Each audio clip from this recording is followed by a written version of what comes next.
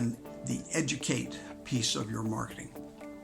Okay, so you've called them out and you gave them just enough information to make them want to keep going through your ad.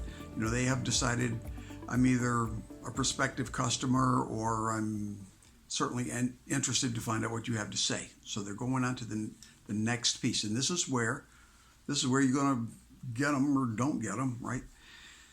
And so on this education thing, most of your stuff is not going to be an extreme case like this, but I want to give you an extreme case so that you really understand what I'm talking about here.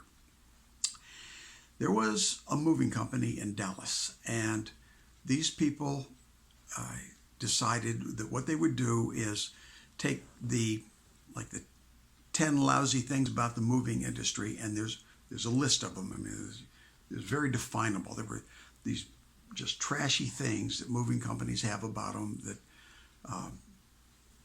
it's kind of industry standard and just makes your life miserable, and sorry that you hired a moving company if they get you on one of these points, right? So they said that they are going to be the company that doesn't do this, right?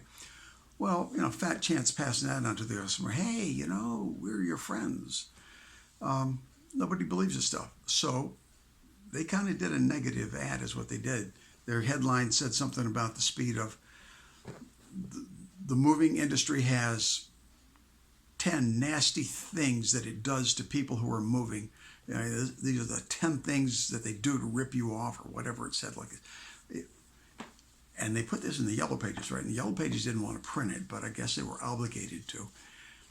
Anyhow, these people put that big offensive headline there, and then I don't know what their engage was, but it told the people, you read this and you're going to find out that you can avoid all of this stuff. We're at the bottom, and call us at the bottom.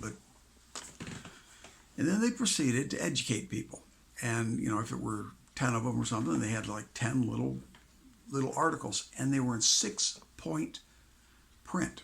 Now, 6 points is really, really small print.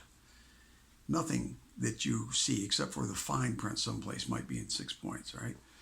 So Yellow Pages, the people tell them, don't do this, don't do this. We don't like your headline, and nobody's going to read your ad, and it's too much text, and everybody you talk to, there's a very high chance that you are sitting there saying, nobody would ever read a whole page of little teeny print. Sure they would. Let me tell you who would. People who are getting ready to move. They're not writing a term paper, right? Remember that? Nobody's writing a term paper on moving. They're ready to move. They got to call a mover. And here's an ad that says, our industry is full of crooks and thieves. Read on and find out all about how awful we are. And so that those people will read every single word you have to say. Okay, so people do want to know when they want to know. Now, your stuff isn't going to be so extreme. You remember a simpler case, the guy in India. I don't know what might be the things that I'd be afraid of in India. Perhaps, India is like this continent full of people that really, really know what's going on. And it's a real place for those of us that don't travel. We don't find that out. But,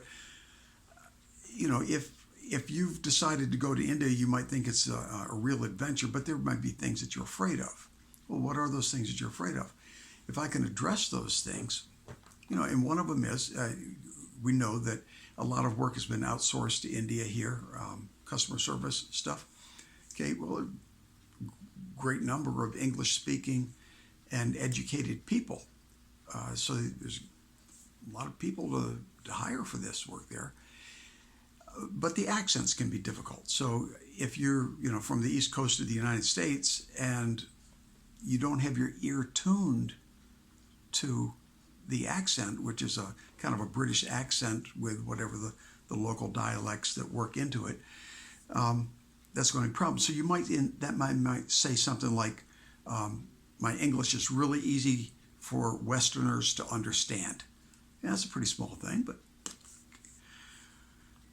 anyhow, you're going to have to give people information that they can use. Now, this is where your credibility items would probably go too.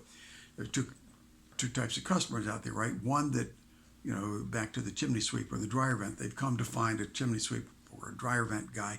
They already made a decision about that, so you don't have to teach them about it. But now you tell them why they should call you, and you know what the hot buttons are. So you address the hot buttons. It's like that'd be a place where a testimonial might go. Let's see, I have listed your face shot. A picture of your face adds credibility, right? Your signature, handwritten signature, using your last name, that's credibility. And I think you get the idea. Your guarantee, that's another thing. But then there are other things, just pertinent items, like I mentioned with the man who's selling his services to Westerners, and he knows that accents can be a barrier. Anyway, if he calls that up, see, that makes him stand apart from the crowd. And as a Westerner, you would say, "Oh man, that takes some pressure off me." I'm drawn to that guy. Let's, what else has he got? So that's where you'd put your points of not credibility so much as just your pertinent items.